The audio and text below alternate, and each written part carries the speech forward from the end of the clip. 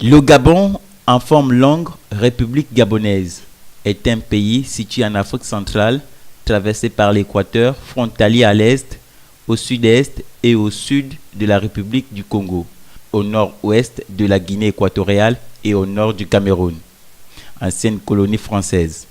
En 1886, le Gabon devient une colonie qui, dès 1888, est fusionnée avec celle du Congo sous le nom de Gabon-Congo, puis en 1889 de Congo-France. En 1904, à la suite d'un décret du 29 décembre 1903, le Gabon redevient une colonie distincte. Le reste du Congo français forma les deux colonies du Moyen Congo et du Mumbaki-Chari et le territoire militaire du Tchad. En 1910, les colonies du Gabon et du Congo sont intégrées dans l'Afrique équatoriale française. Durant la Seconde Guerre mondiale, le Gabon est, avec l'AEF, dans le camp de la France libre. En 1946, le Gabon devient un territoire d'outre-mer.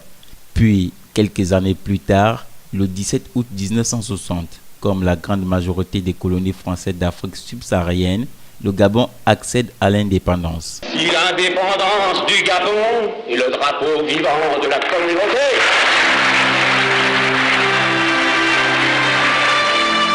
à même aucun Dieu et à la face des hommes, par la délégation des pouvoirs que je tiens du peuple gabonais et en vertu du droit de ce peuple à disposer de lui-même, je proclame solennellement l'indépendance de la République gabonaise.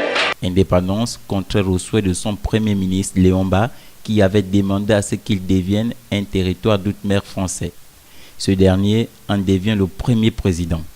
Il sera soutenu par la France qui assurera même militairement son soutien au pouvoir jusqu'à son décès en 1967, où il est remplacé par son directeur de cabinet Albert Bernard Bongo, appelé par la suite Omar Bongo Ondimba.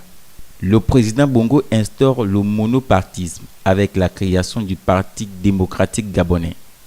L'exploitation des richesses naturelles du pays assure une relative prospérité au Gabon. Le président Bongo devient un chef d'État très courtisé, notamment par la France, qui en a fait un de ses alliés africains les plus sûrs. À la fin des années 1980, la chute du cours du pétrole prolonge le Gabon dans une crise économique, incitant la population à multiplier les revendications sociales et politiques.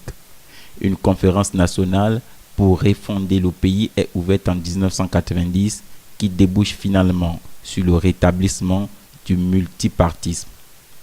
Malgré cette certaine démocratisation, la situation économique du pays n'évolue guère, tandis qu'Omar Bongo Ondimba et son parti présidentiel se maintiennent au pouvoir. Ali Bongo Ondimba succède son père à la mort de celui-ci en 2009.